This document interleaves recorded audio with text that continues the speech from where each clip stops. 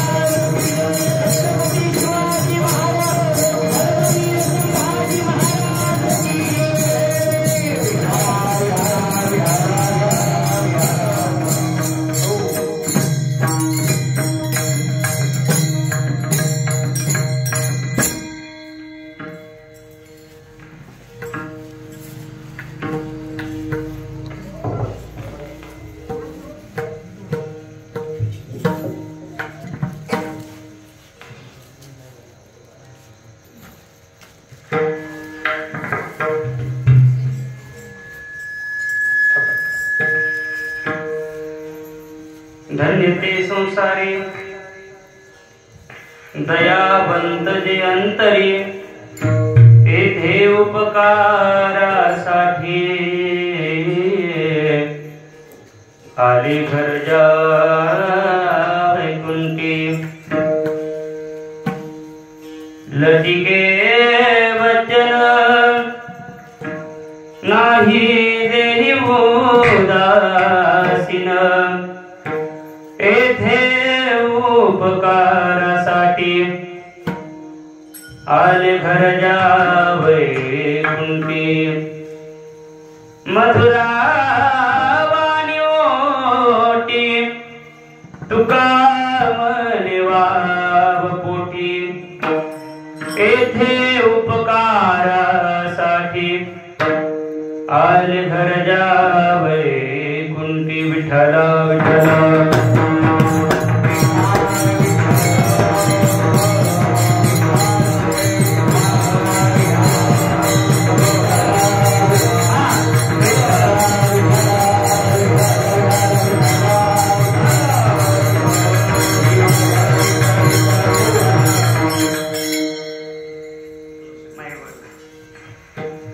धन्य ते संसारी दयावंत जे अंतरी येथे उपकारासाठी आले घरजा वैकुंठी लटिके वचन नाही देही उदासीन येथे उपकारासाठी आले घरजा वैकुंठी मथुरा वाणी ओटी तुका मने वाव पोटी येथे उपकारासाठी आले घरजा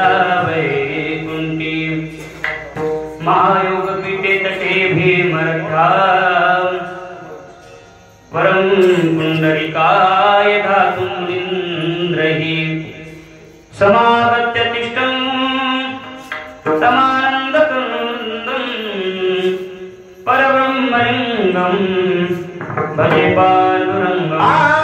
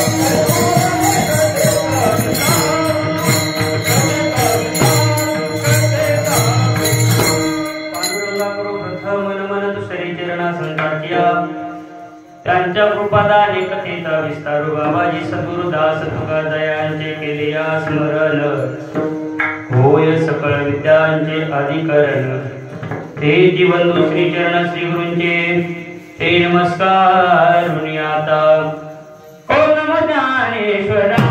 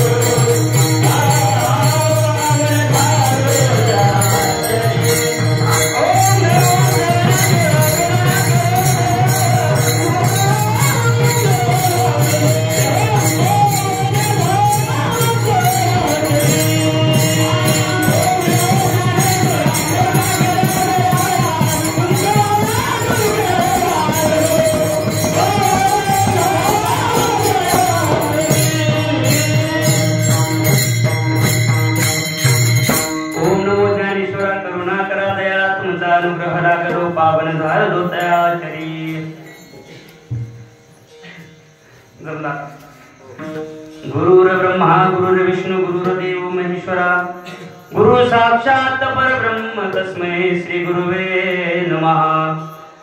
कैलास राणा शिवचंद्रमुळे फणींद्री माता मुकुटी झळाई कारुण्य सिंधू भव दुःखहारी तुझ विन शंभो मद कोण तारी शिव भोळा चक्रवर्ती शिव भोळा चक्रवर्ती शिव भोळा चक्रवर्ती शिव भोळा चक्रवर्ती पाय माझे चित्ती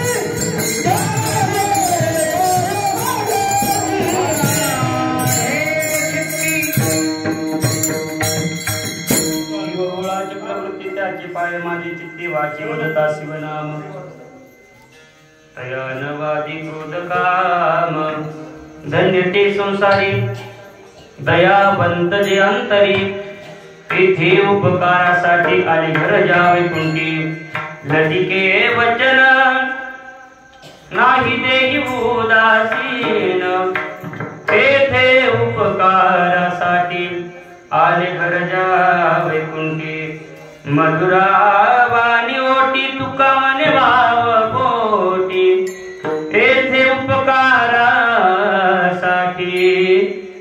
आले घर जावे कुंटी।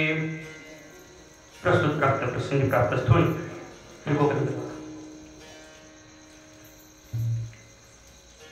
सेवेकरता घेतलेला अभंग महान भगवत भक्त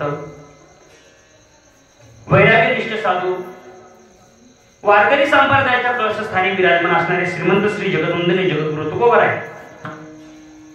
संसारिक जीवनाला धन्यता देणारा चार चरणाचा उत्कृष्ट असणारी जवळजवळ सर्वांच्या पाठपरिचयातील असलेला अभंग आजच्या कीर्तन सेवेसाठी निवडलेला आहे। विठाला विठाला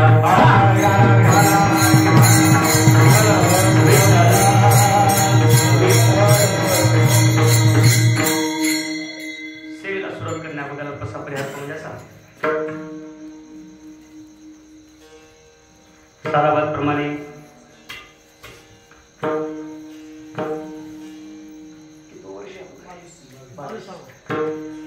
गेल्या 22 वर्षापासून चालू असलेली आपली अविरत सेवा श्री जागृत श्री अन्नपूर्णेश्वर भगवंताच्या पुण्य आणि पावन दरबारामध्ये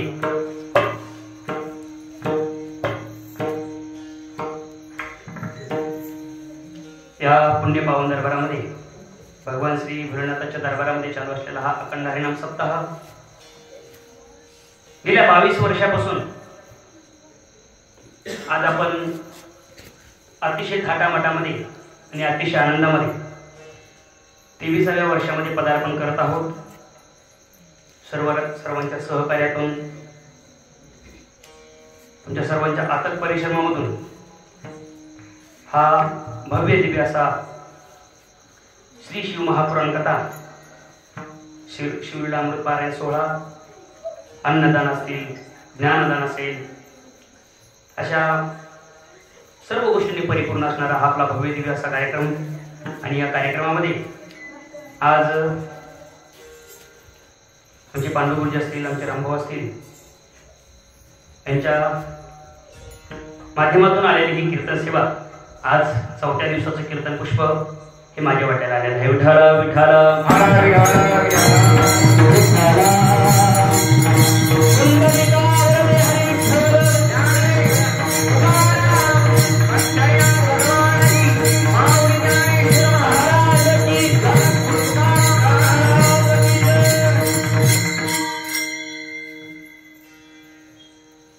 श्रीमंत संसारिक जीवाला धन्यता देतात. पंडित महाराज, आता संसारिक जीवाला धन्यता देतात, इथं दोन प्रश्न पडतात माणसाला. संसारिक जीवाला धन्यता देतात म्हणजे या मृत्यू लोकामध्ये आल्याच्या नंतर हा पूर्ण पृथ्वी लोक म्हणजे याला कोणी संसार म्हणू शकतो. आणि दुसरी गोष्ट म्हणजे आपण जो करतो तो प्रपंच, त्याला आपण संसार म्हणू शकतो. आता आपल्याला जो प्रपंच घ्यायचा आहे, जो संसार घ्यायचा आहे, तो आपण जो करतो तो संसार घ्यायचा आपल्याला, आपला दुसरा प्रपंच नाही घ्यायचा. तुकोबारांनी अभंगामध्ये संसारिक जीवाला धन्यता दिलेली आहे. जो यहलोकामध्ये येऊन धन्यतेला पात्र होतो, प्रपंच करतो आणि परमार्थही करतो, आणि या दोन्हीच्या सांगडीमधून जो धन्यतेला प्राप्त होतो, तुकोबारांनी त्याचं वर्णन या अभंगातून केलेलं आहे. विठाला विठाला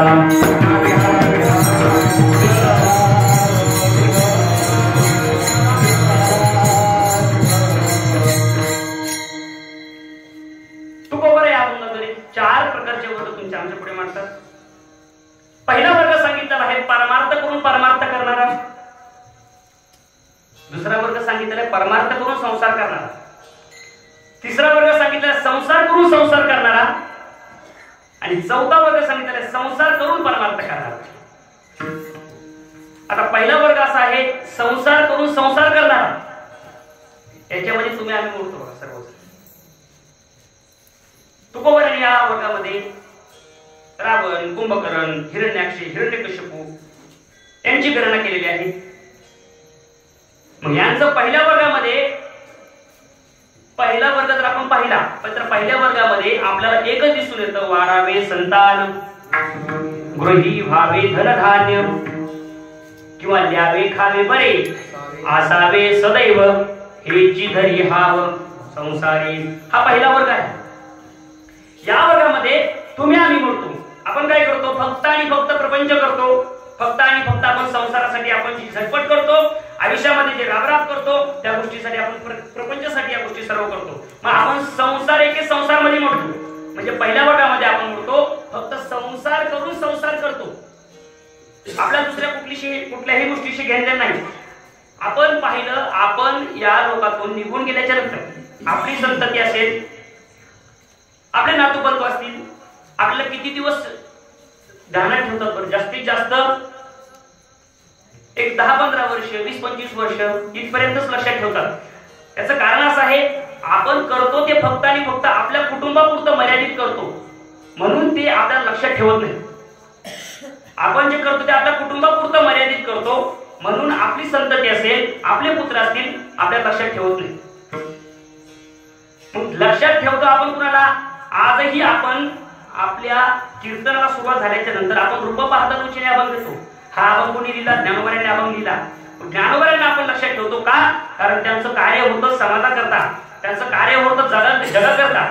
समाजासाठी त्यांनी भरपूर करून ठेवलं, त्या विश्वासाठी त्यांनी भरपूर करून ठेवलं, म्हणून त्यांचं आपल्याला लक्ष राहतं. त्यांची आठवण आपल्याला त्रिवार सारखी त्यांची आठवण होते आपल्याला, परंतु आपले वाडवडील निघून गेल्याच्या नंतर त्यांची आठवण आपल्याला होत नाही.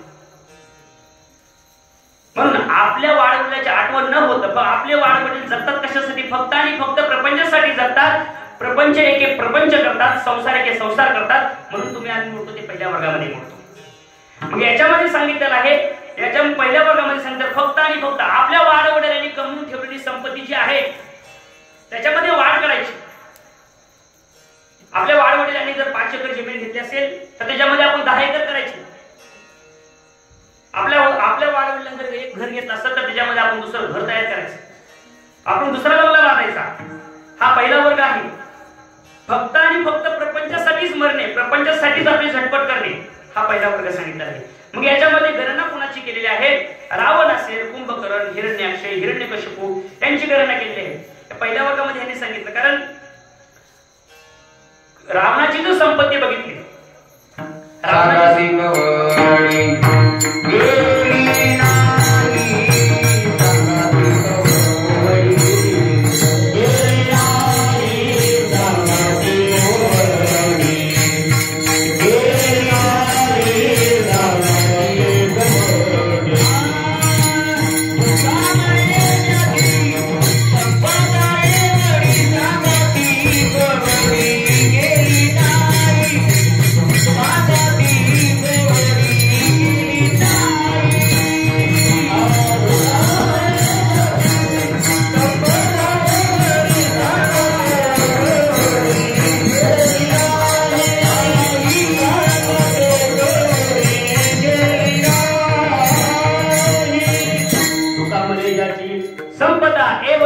सांगाती कोवडी गेली नाही. आणि दोघ जणांच्या एका जणांची द्वारका सोन्याची होती, ती पाण्यात बुडाली. एका जणांची लंका सोन्याची होती, हनुमंतरायांनी जाळून टाकली. सोबत काही केलं नाही. त्यांनी काय केलं, फक्त आणि फक्त आपला प्रपंच वाढवला. म्हणून यांची गणना पहिल्या वर्गामध्ये येते. दुसरा वर्ग सांगितलेला आहे परमार्थ करून संसार करणारा. आता त्याच्यामध्ये तुम्ही आम्ही बोलतो, आता आपण जे परमार्थ करतो, आपण जो देवाची भक्ती करतो, त्याच्यातला कुठंतरी आलेला एक थोडासा भाग तरी आपण आपल्या प्रपंचाला लावतो.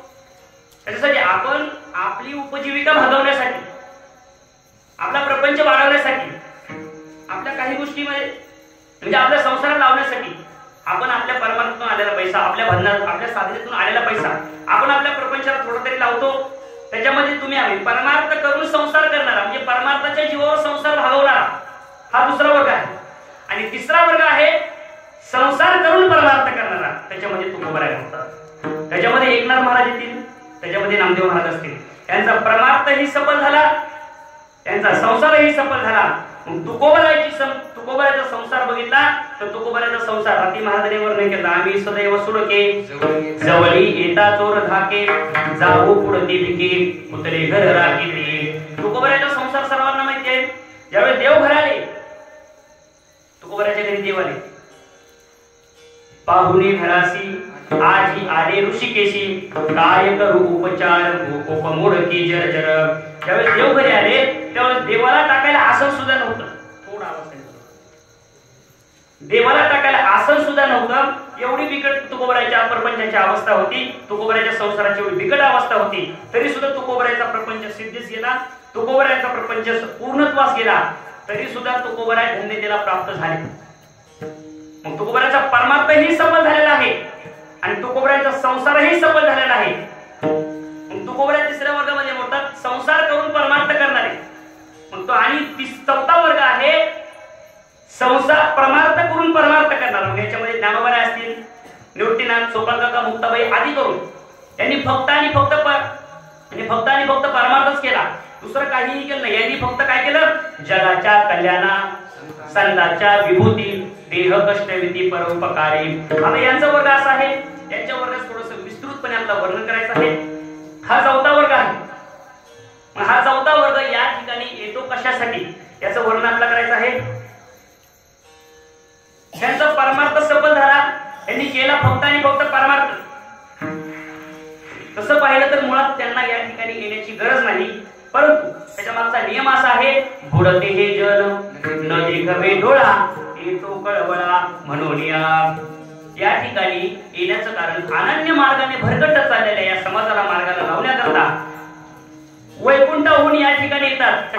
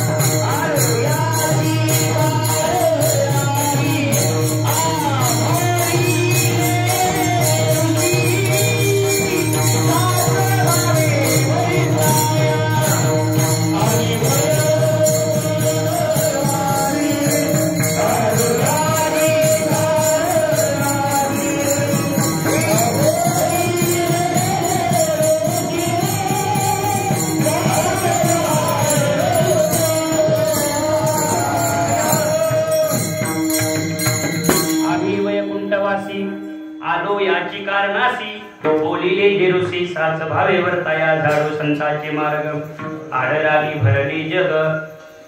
हा चौथा वर्ग आहे. परमार्थ करून परमार्थ करणारा. पण पंडित महाराज हे सुद्धा धन्यतेला पात्र झालेले नाही. यांना तुकोबाराने धन्यता दिलेली नाही. तुकोबाराने धन्यता कोणाला दिली? तुकोबाराने ज्यांना धन्यता दिली तो तिसरा वर्ग आहे.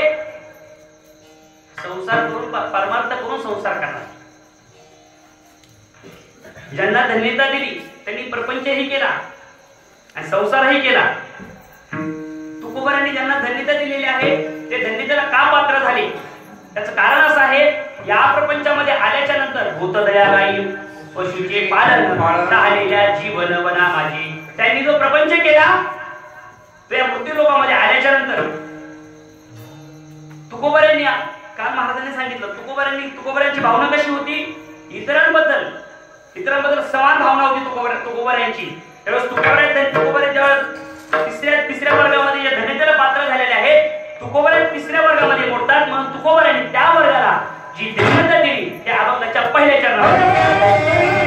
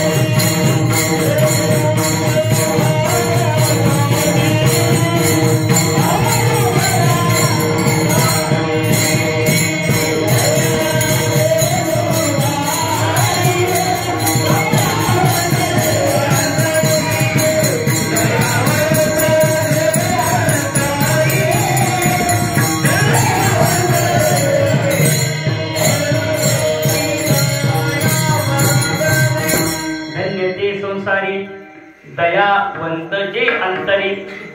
तुकोबार अभंगाच्या पहिल्या चरणामध्ये वर्णन करतात, धन्य ते संसारी, धन्य जे अंतःकरणाने दयावान आहेत, त्यांना धन्यता दिलेली आहे. तुकोबारांनी या लोकांमध्ये येऊन, या पृथ्वी तलावर जन्माला येऊन जे प्रपंच करून संसार करून सुद्धा जे अंतःकरणाने दयावान आहेत ते धन्यतेला पात्र झालेले आहेत. मग तुकोबारांनी साधकाने जेव्हा प्रश्न केला त्यावेळेस तुकोबारांच्या साधकाने प्रश्न केला, महाराज धन्यतेला पात्र झालेले लोक आहेत या मृत्यू लोकांमध्ये येण्याचं त्यांचं कारण काय आहे? त्यावेळेस तुकोबार सांगतो, बाबा हे या ठिकाणी येण्याचं कारण असं आहे,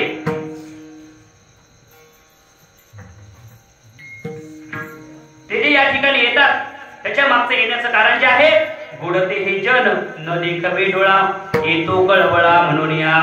तसं पाहिलं तर मुळात त्यांना इथे येण्याचं कारण नाही, किंवा जगाच्या कल्याणा संतांच्या विभूती देह कष्टविती परोपकारी. मग तसं विचार करा. तर साधकांनी प्रश्न विचारला, महाराज तुम्ही म्हणता ते या ठिकाणी येतात, तर त्यांच्या मागे येण्याच्या मागचं कारण असं आहे, येतात तर मग ते मुक्त आहेत का? येतात तर त्यांना कोणाची परवानगी लागत नाही ते येण्यासाठी? त्यांना इथे येण्यासाठी परवानगी कोणाची लागत नाही, कारण येतो जातो आम्ही देवाचे सांगाती तुका म्हणे गात घेती देव नाम. मग या ठिकाणी येतात आणि उभ्या पावली आपलं काम झालं की निघून जातात. मग संत या ठिकाणी येत असताना त्यांना देवाची परवानगी घ्यायची गरज लागत नाही. आणि या ठिकाणचं काम झाल्याच्या नंतर निघून जाताना सुद्धा देवाची परवानगी घ्यायची लागत नाही. त्याचं कारण असं आहे, संत हे इच्छा मरणी असतात. संत इच्छा मरणी असल्यामुळे संत या ठिकाणी येतात. या ठिकाणी येत असताना त्या साधकांनी प्रश्न विचारला, महाराज अहो या ठिकाणी येणं काही सोपं आहे का? या ठिकाणी येत असताना कितीतरी यातना भोगाव्या लागतात, गर्भयातना भोगाव्या लागतात. 9 महिने 9 दिवस आईच्या पोटामध्ये राहावं लागतं आणि एवढ्या सर्व यातना भोगून या पृथ्वी तलावर यावं लागतं महाराज.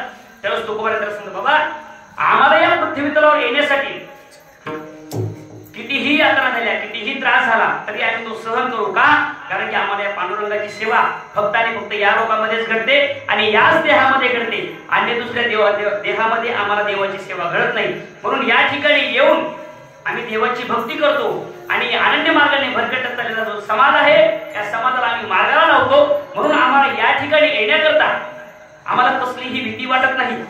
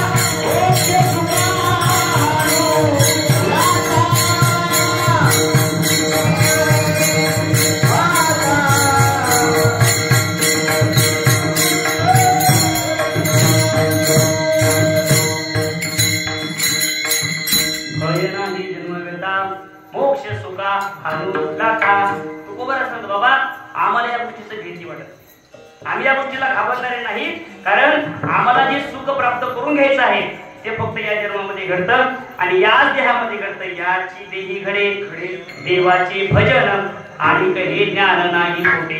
किंवा म्हणजे आता अन्य योनीमध्ये या गोष्टी नाही. आता अन्य योनीमध्ये पशु काय पाप पुण्य जाणती उत्तम मध्यम भोग, दुसऱ्या योनीमध्ये ह्या गोष्टी नाही.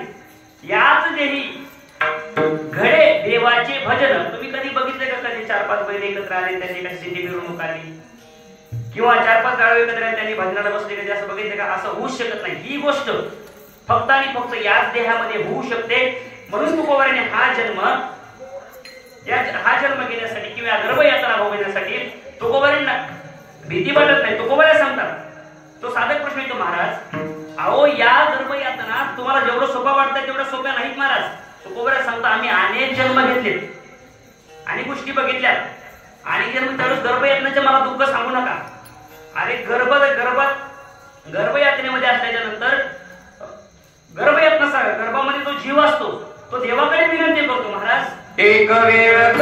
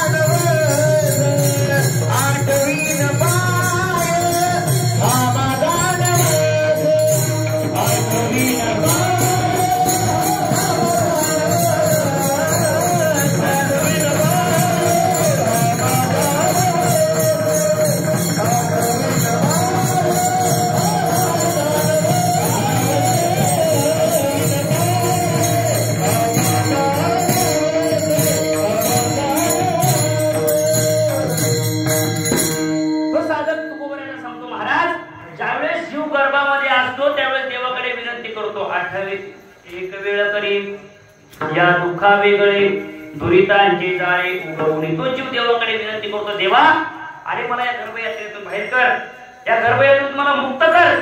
त्यावेळेस देव प्रश्न विचारतो, देव मी जर तुला या गर्भयातून मुक्त केलं तर तू काय करशील? त्यावेळेस आपण देवाला वचन देतो, आठवीन पाय हा माझा नवस, रात्र आणि दिवस पांडुरंग. महाराज तुकोबरा सांगतात, अरे बाबा या गर्भयातना किती असू द्या, आम्हाला या गर्भयातनेचं दुःख होत नाही किंवा गर्भयातनेची आम्हाला भीती वाटत नाही.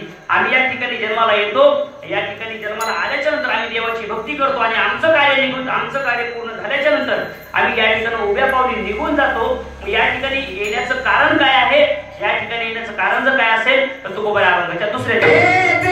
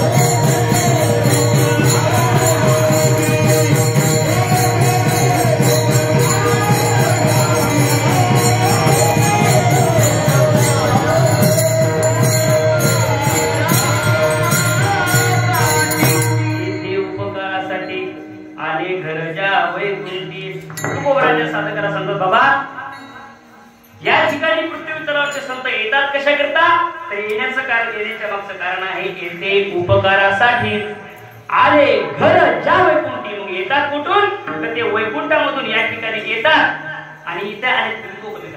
इथं आल्याच्या नंतर या तुमच्या आमच्यावर उपकार करतात, आपल्याला चांगल्या मार्गाला लावतात, आपल्याला ज्ञान शिकवतात, आपल्याला ज्ञान मार्गाला लावतात. या ठिकाणी येतात आणि आपल्यावर उपकार करतात, म्हणून येते उपकारासाठी आले घर ज्या वैकुंठी. या संतांचं लक्षण विचारायचे त्या साधकाने परत प्रश्न विचारला, महाराज ते संत या ठिकाणी येतात मान्य आहे, परत या संतांचे लक्षण सांगत असताना सांगत, बाबा हे संत बाह्य अंगाने तर सोडून द्या, पण यांच्या अंतर्लक्षण जे आहेत यांच्या मुखामधून कधीही खोटा शब्द निघणार नाही, हे कधीही खोटं बोलत नाहीत किंवा एखादी गोष्ट आपलं बरं व्हावं म्हणून दुसऱ्याबद्दल खोटं बोलत नाहीत किंवा आपलं चांगलं करून घेण्यासाठी एखादी गोष्ट खोटं बोलत नाहीत. म्हणून साच आणि मवाळ वितुले आणि रसाळ शब्द जैसे कल्लोळ अमृतांचे किंवा मुखी अमृत मुखी अमृताची वाणी मुखी अमृताची वाणी मुखी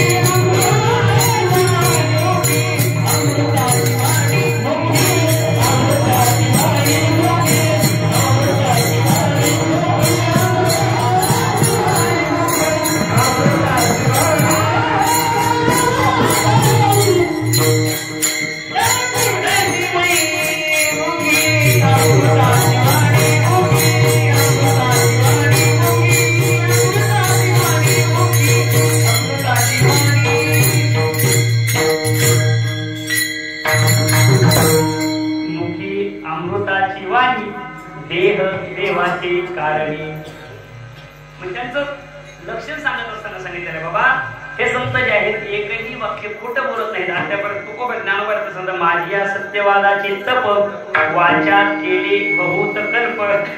त्यावेळेस या संतांचं अंतर्लक्षण सांगत असताना सांगितलेलं आहे बाबा, हे संत एकही वाक्य आता एक शब्दही खोटं बोलत नाहीत. महाभारतामध्ये दृष्टांत आलेला आहे. महाभारतामध्ये ज्यावेळेस महाभारताचं युद्ध चालू असताना कौरव पांडवांचं युद्ध चालू आहे आणि त्या युद्धामध्ये एक प्रसंग असा घडला, त्या प्रसंगामध्ये थोडा आवाज कमी करा शिकी महाराज. त्या प्रसंगामध्ये ज्यावेळेस जयद्रथाचा वध करायचा होता, द्रोणाचार्याला ज्यावेळेस मारायचं होतं, या कौरव सैन्यामध्ये काही असे लोक होते, हे विश्वची होय संहारी हा कृपाचार्य न पुरे एकलाची, असे काही लोक होते, दिग्गज होते. देवाच्या बापालाही न मानणारे काही लोक होते त्याच्यामध्ये. भीष्माचार्य असतील, द्रोणाचार्य असतील, कृपाचार्य असतील, असे काही दिग्गज लोक त्याच्यामध्ये त्या कौरव सैन्यामध्ये होते. परंतु आता या कौरवांना आणि पांडवांना या सर्वांना धनुर्विद्या असेल आणि सर्व विद्या जर कोणी शिकवल्या असेल द्रोणाचार्याने शिकवल्या होत्या. परंतु आता द्रोणाचार्यांना मारायची वेळ आली होती. का? कारण दोन पक्ष पडले होते, कौरवांचा पक्ष आणि पांडवांचा पक्ष. त्यावेळेस द्रोणाचार्यांना मारायची ज्यावेळेस वेळ आली, पण द्रोणाचार्यांना मारायचं कसं?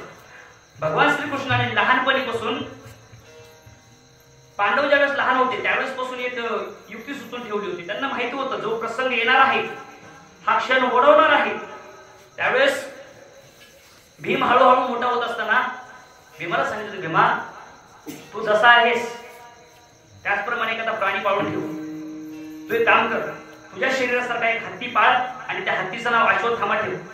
त्यावेळेस भीमाला सांगितल्याप्रमाणे भीमाने केलं. भीमाने एक हत्तीचं पिल्लू पाळलं होतं आणि त्या हत्तीच्या पिल्लाचं नाव ठेवलं होतं अश्वत्थामा. अश्वत्थामा त्या हत्तीच्या पिल्लाचं नाव ठेवलं आणि अश्वत्थामा हळूहळू मोठा होऊ लागला. म्हणजे हत्तीचं पिल्लू हळूहळू मोठं होऊ लागलं आणि ते हत्तीचं पिल्लू मोठं झाल्याच्या नंतर कधी कामाला आलं? कधी युद्धामध्ये कामाला आलं. युद्धामध्ये कामाला आलं. मग आता द्रोणाचार्याला मारायचं कट रचत आहेत. मग त्या करायचं काय?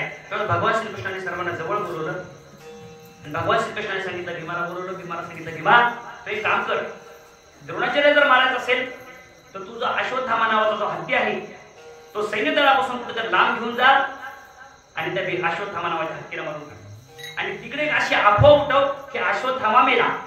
त्यावेळेस भीमानं सांगितल्याप्रमाणे आपलं काम केलं. भीम निघून गेला हत्तीला घेऊन आणि अश्वत्थामा नावाच्या हत्तीची सोड गुरगुळ हत्तीला मारून टाकलं आणि अशी अफवा उठवून दिली की अश्वत्थामा मेला.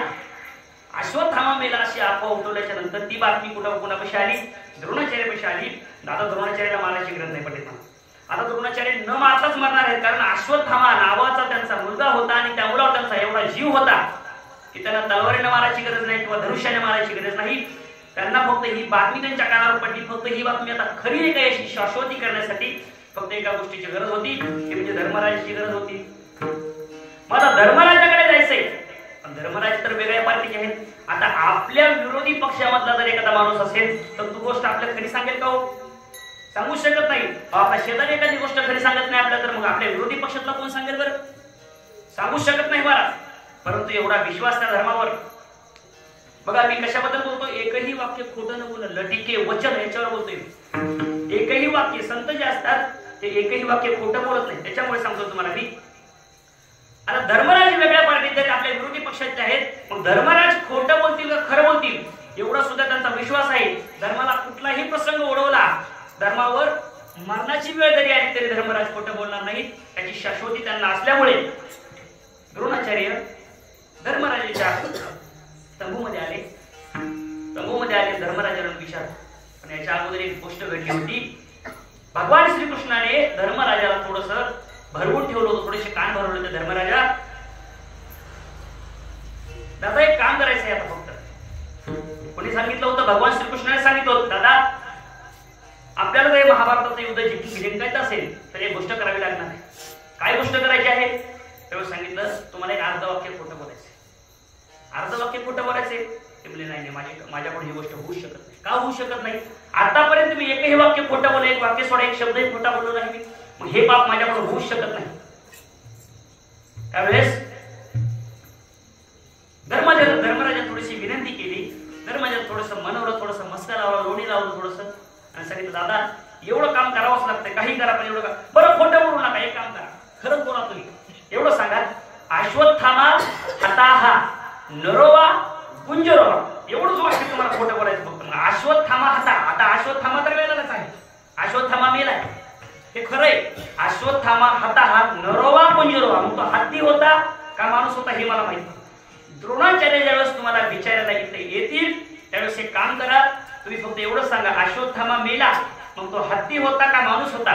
मग ते हत्ती होता का माणूस होता हे जे वाक्य आहे हे द्रोणाचार्याच्या कानावर पडू द्यायचं नव्हतं. बाजूला सर्व ढोलताशेच तयार करून ठेवले होते. द्रोणाचार्य ज्यावेळेस विचारायला आले, द्रोणाचार्य विचारायला आले, द्रोणाचार्याने विचारला धर्मराज युधिष्ठ,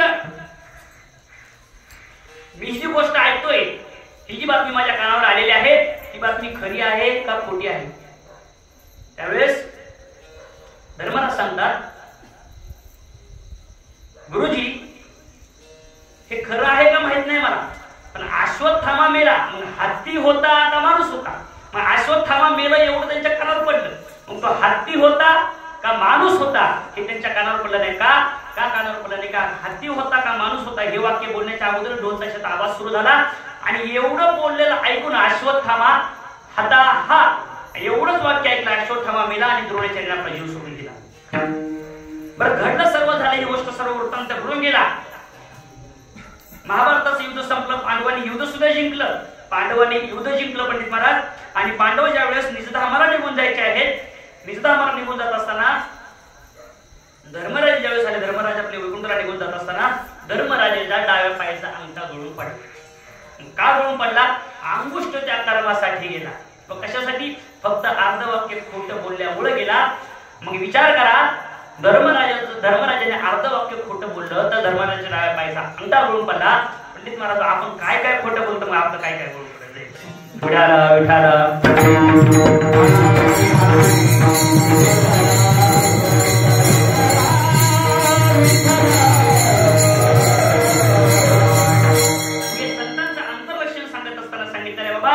संत कधीही खोटं वाक्य बोलत नाही. बरं त्यांच्या तोंडातून एखादी गोष्ट सहज जरी निघून गेली तरी सुद्धा ती गोष्ट खोटी होऊ शकत नाही. तुम्हाला त्या दृष्टांत माहिती आहे, जेही निमिष मात्र देह पालटीला स्त्रीचा तो केला पुरुष उभा. ज्यावेळेस ती स्त्री मुलगा रूपी मुलगी ज्यावेळेस जंगलामध्ये आलेली आहे, आता मरणाच्या वेळेत आहे, आता मरणार आहे, झाडाला दोरी बांधलेली आहे. आता आपल्याला या जीवनामध्ये जाऊन काही फायदाच नाही. आतून मी एक मुलगी असताना सुद्धा माझा मुलगा म्हणून एक असं जगासमोर दाखवलेला आहे मला, पण आता माझं लग्न झालेलं आहे आणि मी एक मुलगी असताना मी दुसऱ्या मुलीसोबत संसार प्रपंच कसा करू, ही गोष्ट मला सहन न झाल्यामुळे मी आता जीव देणार आहे. पण जीव देत असताना झाडाला बांधलेली दोरी आहे आणि त्या दोरीला आता आपला गळा अडकवणार, गळ्यामध्ये दोरी अडकवणार आणि जीव देणार. तोपर्यंतच त्यांच्या कानावर आवाज आला, ज्ञानोबा तुकाराम असा भजनाचा आवाज आला. आणि भजनाचा आवाज आल्याच्या नंतर तिने विचार केला, आता आपण तर मरणार आहोत, आपण मरणार आहोत, मरत असताना एक वेळेस आपण संतांचं दर्शन करून गेलं काय फरक पडणार आहे. ज्ञानोबा तुकोबा ज्ञानोबा होते, निवृत्तीनाथ लोकन काका मुक्ताबाई यांची दिंडी येत होती. ती दिंडी आली, दिंडी आल्यानंतर ती मुली झाडावर खाली उतरली आणि ज्ञानोबांच्या चरणावर नतमस्तक झाली. श्री संतांची या माता चरणावरी साष्टांग हे करी दंडवत त्या नतमस्तक झाली. त्यावेळेस तू ज्ञानोबा म्हणजे बाळा उठ. ती मुलगी काय उठायलाच तयार नाही. ज्ञानोबांच्या पायावर अश्रू ढाळू लागली. विचारलं, अरे बाळा काय झालं? तेव्हा सांगितलं, महाराज मी बाळ नसून मी मुलगी आहे, मी बाळ नाही मी मुलगी आहे. तेव्हा ज्ञानोबा बोलले, ज्ञानोबा म्हणता बाळा आतापर्यंत माझ्या तोंडातून एकही वाक्य खोटं गेलं नाही, मी बोललेलं एकही वाक्य खोटं झालं नाही, म्हणून माझी सत्यवादाचे तप वाचा केले बहुत कल्प.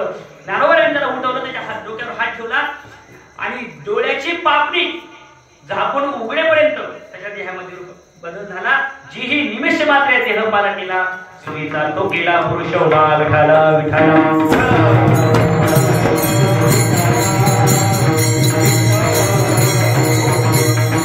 संतांचं दुसरं लक्षण सांगत असताना सांगितलेलं नाही देही उदासीन. या संतांचं लक्षण आहे नाही देही उदासीन. लटिके वचन नाही, लटिके वचन नाही आणि देही उदासीन म्हणजे देहाबद्दल कसलीही आसक्ती नसणे, त्या देहाबद्दल कसलीही माया नसणे, या देहाबद्दल त्यांना कुठल्याही प्रकारची माया नाही किंवा देहाबद्दल कसली आसक्ती नाही. त्या देहावरचं तादात्म्य सोडून दिलेलं आहे. कोणी या संतांनी. दुसरं लक्षण सांगतोय, या संतांना देहाबद्दल कसली माया नाही, देहाबद्दल देहाला कसलंच नटवत नाही किंवा काही नाही, किंवा देहाबद्दल कसली आसक्ती धरून या देहाला नटवणे किंवा या देहाची कसली माया करणे या गोष्टी त्यांच्या हातामध्ये नाही. त्यावेळेस तुकोबराज सांगतात या गोष्टी आहेत. देहाबद्दल सांगितलेलं आहे. दृष्टांत आलेला आहे बघा. कुर्मदासाचा दृष्टांत सर्वांना माहिती आहे. कुर्मदासची कथा सर्वांनी ऐकली असेल. पैठणला भानुदास महाराज कीर्तन चालू. पैठणमध्ये भानुदास महाराज कीर्तन चालू असताना त्याच कीर्तनामध्ये कुर्मदास नावाचा हातही नसलेला आणि पायही नसलेला एक व्यक्ती त्या कीर्तनामध्ये उपस्थित आहे. आणि भानुदास महाराज कीर्तनामध्ये असा विषय चालला होता की जोपर्यंत आपण जिवंत आहोत, जोपर्यंत आपले हातपाय चांगले आहेत, तोपर्यंत आपण एकदा तरी पंढरपूरची वारी केली पाहिजे. आपण पंढरपूरची वारी केली पाहिजे. त्या कुर्मदासाने ते ऐकलं आणि आपल्या आईकडे आला. आपल्या आईकडे आला. आपल्या आईकडे आल्यानंतर आपल्या आईला विनंती करतो, आई काही कर आई, पण मला एकदा तरी पंढरपूरला जायचं आहे. आता 4-5 दिवसात पैठणहून प्रस्थान होणार आहे आणि आपल्या गावातून दिंडी पंढरपूरला जाणार आहे, पण मला पंढरपूरला जायचं आहे. त्यावेळेस तिच्या आईने हसायला लागली, अरे बाळा विचार कर, तुला हातही नाही पाय नाही, मग तू पंढरपूरला जाणार कसा आहेस. आईला वाटलं थोडं आपला मुलगा मस्ती करतो, कुठून तरी काहीतरी ऐकून आला असेल. त्यावेळेस तसा विचार केला, पण नाही. त्याचा हट्ट होता, त्याचा आग्रह होता, आई माझ्या जीवात जीव असेपर्यंत मला एकदा तरी पंढरपूरची वारी करायची, मला पंढरपूरला जायचे आई. त्यावेळेस आईच्या डोळ्यात आता अश्रू येऊ लागले. माझा मुलगा हातही नाही पाय नाही, तू जाणार कसा आहे पंढरपूरला. आग्रह करतो, हट्ट करतो, रडतोय, करायचं काय. त्यावेळेस त्याने सांगितलं, आई तू रडू नको, आपल्या गावातून 4-5 दिवसाला दिंडीचं प्रस्थान होणार आहे, परंतु मी 3 दिवस अगोदर निघेलाय. का? कारण आई दिंडी माझ्यापाशी येईपर्यंत मी दिंडीच्या 3 मुक्काम पुढे असेल. आई दिंडी माझ्यापाशी येईपर्यंत मी दिंडीच्या 3 दिवस पुढे असेल.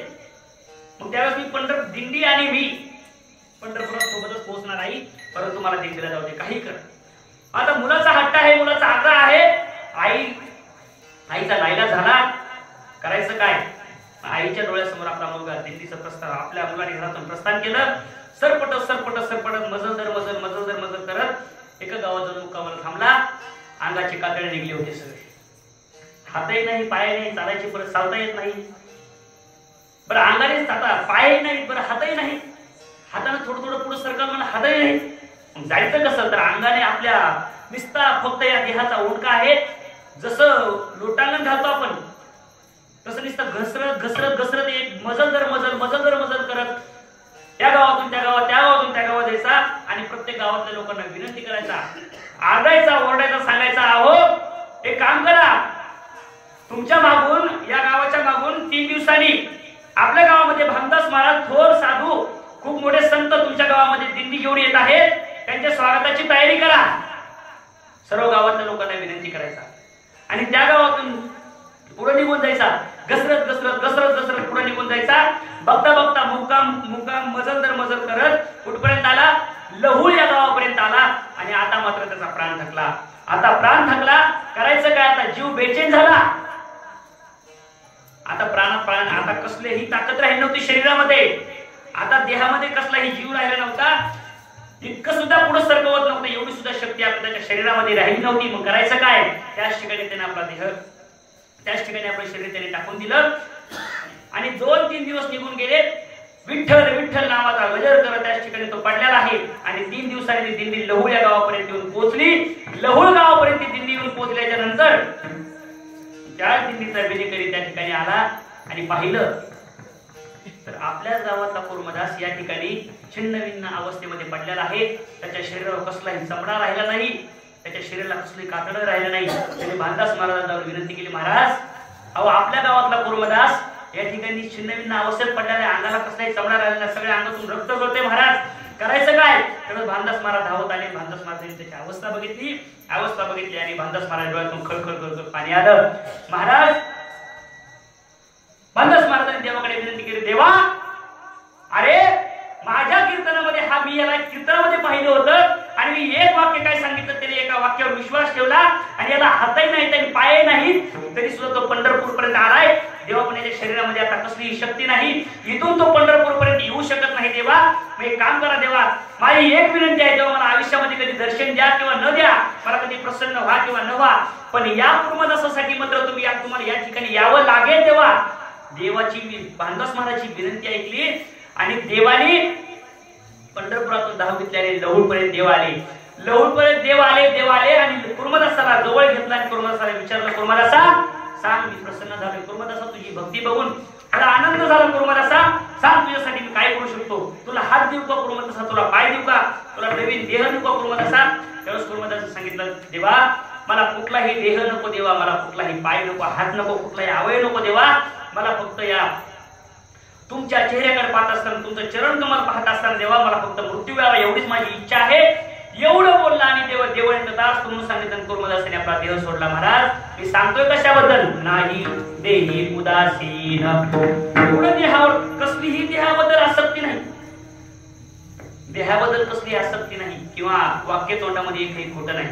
तुकोबाराच्या साधकांनी प्रश्न विचारला होता, या बाह्य लक्षण सांगत असताना तुकोबाराय त्या साधकांचे म्हणजे त्या धन्यतेला प्राप्त झालेल्या जीवाचे लक्षण सांगत असताना अभंगाच्या 3ऱ्या चरणामध्ये लटीके वचन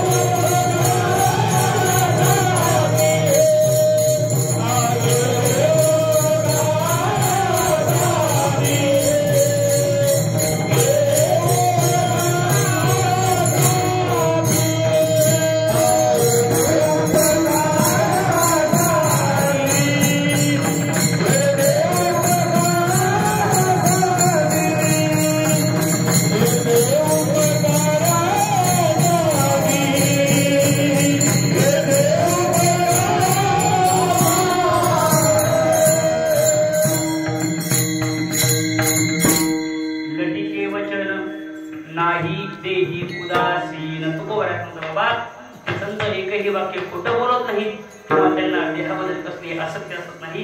तुमचं आमचं वेगळं आहे. मला आपण देहाला नटवतो, सजवतो. आपल्याला आपण कसं आहे, आपल्याला माहिती नाही, ह्या गोष्टी ज्ञात नाहीत आपल्याला. कबीरदास ते एका दोह्यामध्ये वर्णन करतात. रक्त मांस हड्डी के ढेर पर चढ़ा हुआ है चाम. रक्त मांस हड्डी के ढेर पर चढ़ा हुआ है चाम. देख किसी की सुंदरता को, देख किसी की सुंदरता को हो जाती नींद हराम. ये माया तेरी बहुत कठिन है राम. ये माया तेरी बहुत कठिन है राम. आपल्याला माहिती नाही या देहाला, हा देह जर बघितला तर या देहावर हा देह फक्त दिसताना फक्त मांसाचा रक्त हड्ड मांसाचा गोळा आहे. याच्यावर फक्त हा सम्राट चढवलेला आहे म्हणून विचारा. नाहीतर हा चमडा जर निघून गेला तर फक्त आणि फक्त हा हाडाचा आणि मांसाचा गोळा आहे. या देहाबद्दल आपल्याला आसक्ती आहे, या देहाबद्दल आपल्याला माया आहे. पण संतांचं वेगळं आहे. संत या देहाबद्दल कसली आसक्ती ठेवत नाहीत, या देहाबद्दल कसली माया ठेवत नाहीत. म्हणून या संतांना आपण वारंवार लक्षात ठेवतो आणि संत धन्यतेला प्राप्त होतात. मग हे संतांचं शेवटचं लक्षण सांगत असताना सांगितलं बाबा, हे संत, या संतांची वाणी, या संतांचं अंतःकरण, या संतांचं अंतःकरण जर कसे असेल, मधुर वाणी ओटी, मधुर वाणी ओटी, मधुर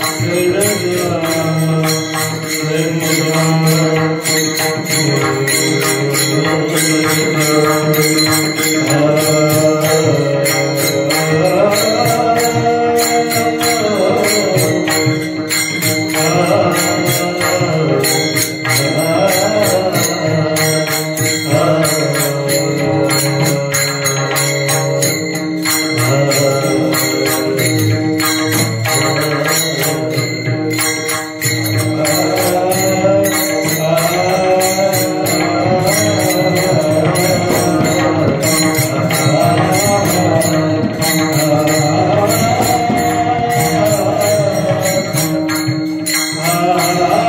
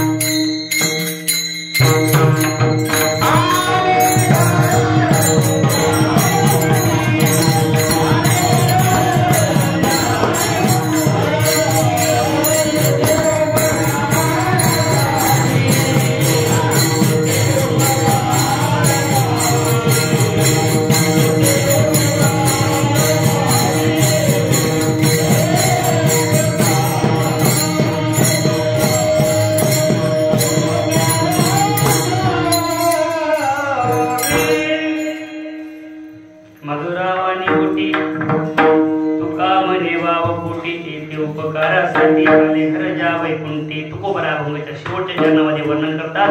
मधुरावाणी ओटी, मधुरावाणी ओटी म्हणजे आपल्या ओठातून बोलत असताना, मुखामधून बोलत असताना त्यांची वाणी कशी आहे, मधुर वाणी आहे. सात आणि मवाळ